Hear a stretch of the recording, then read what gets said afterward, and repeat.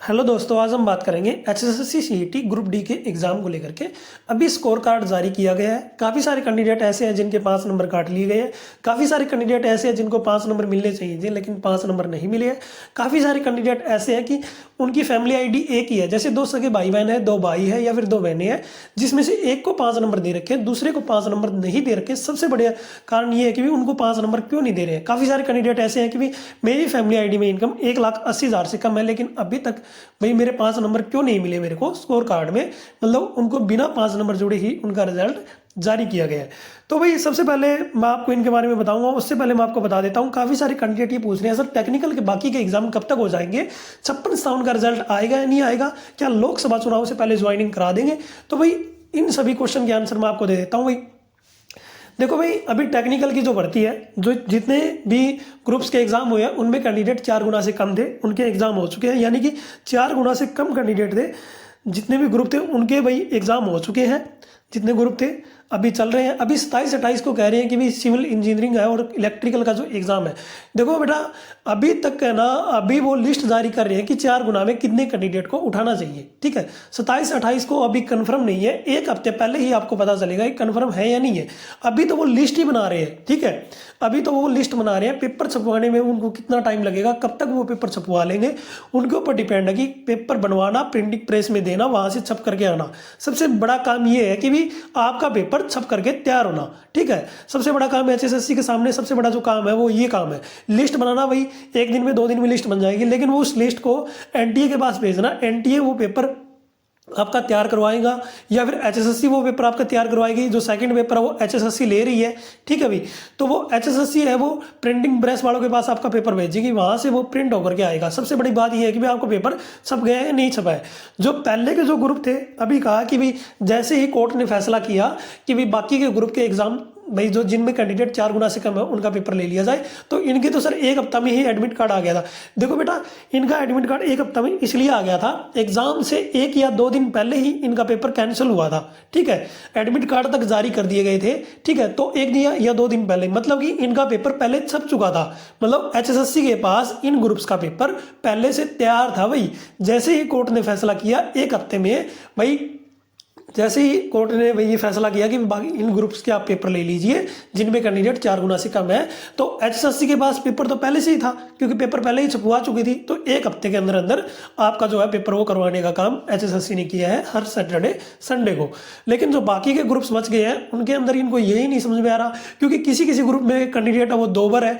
किसी ने 1 number group में भी अप्लाई कर रखा है, 26 में भी कर रखा है, 61 में भी कर रखा है, किसी ने 14 में कर रखा है, किसी ने 49 में कर रखा है, किसी ने 41 में कर रखा है, किसी ने 29 में कर रखा है। मतलब जो ग्रुप्स रहते हैं उनमें एक ही कैंडिडेट 3-4 ग्रुप में अप्लाई कर रखा है, तो वो उनको यही नहीं समझ में आ रहा कि कैसे उठाएं, लिस्ट कैसे बनाएं, उस चीज में वो कंफ्यूजन में है। ठीक है, अभी आने वाले समय में आपको बहुत सारी समस्याओं का सामना और करना पड़ेगा। ठीक है, जैसे कि भाई एक ही कैंडिडेट है, उसका नाम एक ग्रुप में आ गया, दूसरे में नहीं आया, ऐसी भी समस्याएं आपके सामने आएगी। ठीक है, अभी तो ये शुरुआत है। और ये कह रहे हैं कि 56-57 का क्या रहने वाला है।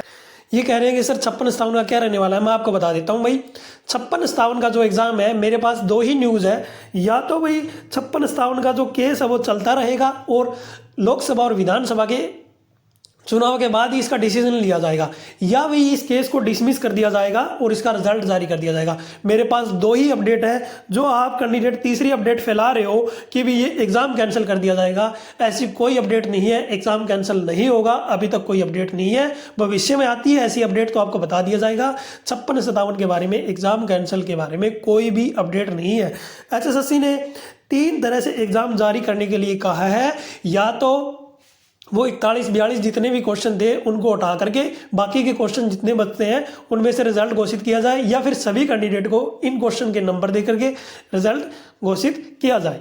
ठीक है, एग्जाम कैंसिल नहीं होगा। ये अभी तक इसकी अपडेट नहीं आई है, अगर आएगी तो आपको बता दी जाएगी। मेरा काम है आपको एचएसएससी ऑफिशियल अपडेट देना, अंदर की खबर। जैसे ही मैंने भाई नवंबर में बता दिया था कि भी सीईटी का प्री जो एग्ज़ाम होगा वो मैंने आपको 10 दिन पहले ही बता दिया था, और वो एग्ज़ाम उसी डेट को हुआ था।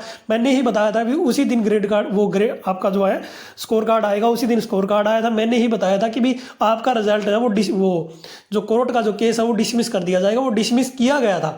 और मैंने ही बताया था 8 तारीख को ये वाली चीज़। काफ़ी सारे बच्चे इस चीज़ में मजाक उड़ाते हैं, तेरे पास कहाँ से आ गई न्यूज़, ये है फलाना है ढिमकाना है। देखो बेटा, मैंने ये 8 तारीख को डाल दिया था कि ग्रुप डी का रिजल्ट है, वो स्कोर कार्ड है वो डाला जाएगा। ठीक है, 10 तारीख को दैनिक सवेरा में आ गया था, और 12 तारीख को इसका स्कोर कार्ड है वो जारी कर दिया गया था। तो बेटा, जो भी मेरे पास अपडेट आती है ना, चाहे मेरा प्लेटफॉर्म छोटा हो, चाहे मैं लाइव आकर के नहीं बताता हो, चाहे मेरा फेस नहीं दिखता हो, लेकिन मैं जो चीज़ बता रहा हूँ वो जेन्युइन चीज़ है, और जो मैं बताता हूँ वो अपडेट मेरे पास अंदर की खबर होती है। ठीक है, कैसे आती है, क्यों आती है, वो आप जान करके क्या करोगे, लेकिन जो अपडेट मैंने आज तक बताई है HSSC के बारे में वो 101% सच हुई है।